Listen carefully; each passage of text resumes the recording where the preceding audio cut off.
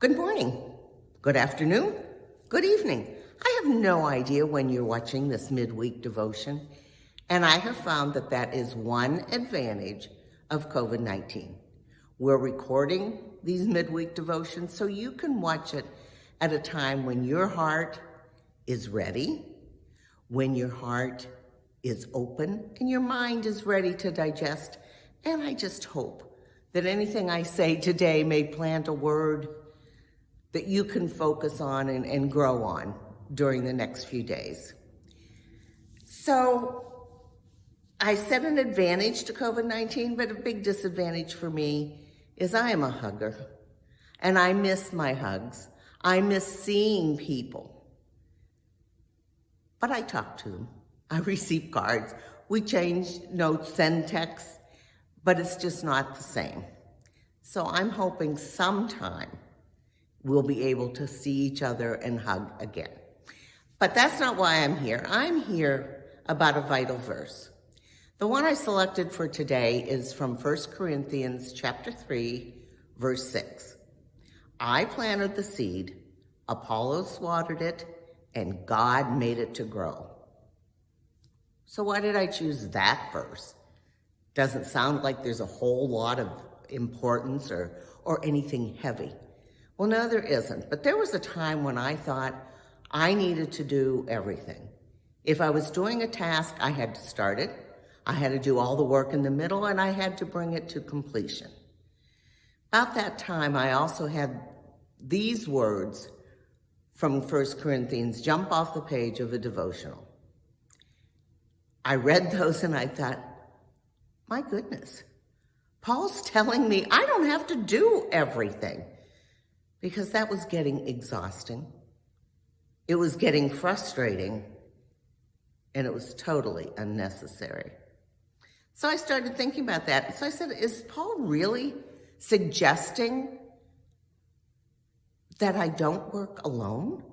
No, he doesn't want you working alone. God doesn't want you working alone. He put people around you to help and to work with you. So work together with someone. It makes any task so much easier. So we plant seeds.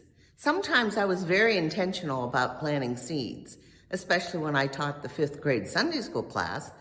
I hoped I was planting lots of seeds, and good seeds from God. But then I got thinking, what about those times that I unintentionally planted a seed? I was carrying on a conversation with someone else, and an individual walked by that heard the conversation. Maybe I wasn't speaking nicely. Maybe I was gossiping or sharing something that was an untruth. Oh, surely that was not a good seed. But did that seed grow? It was scary. It's frightening to think of people observing my words or my actions and not seeing a good side. That there were bad seeds being planted, not good ones. So I really try to focus, because planting those seeds really is being our witness to what our life is. It's our witness to how God is working in our lives. To be a good witness, we need to have good seeds with us.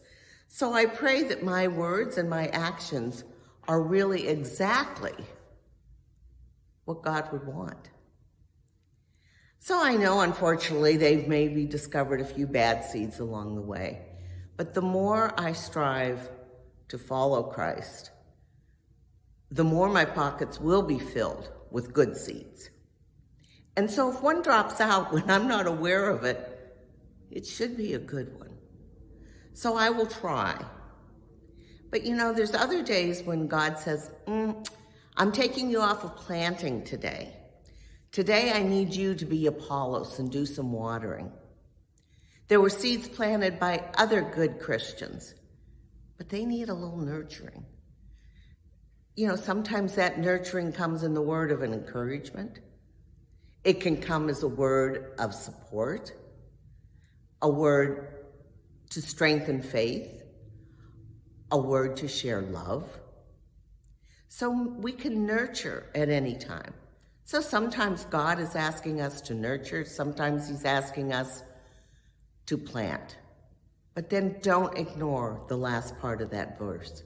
It's probably the most important. God caused it to grow.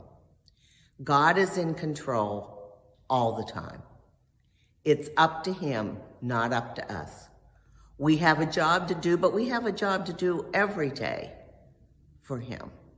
So let's each do our jobs, remembering that God is in control. He walks with me, he walks with you. He helps each and every one of us every day. So before I end, I just want to say I hope that we'll each continue to plant seeds. Seeds that came from God to me, to you, and then to others. So please plant a seed, then look at the way you have been blessed today, but turn around and be a blessing to others. So until it can be hugging season again, just remember that we are loved, and here's a hug for you.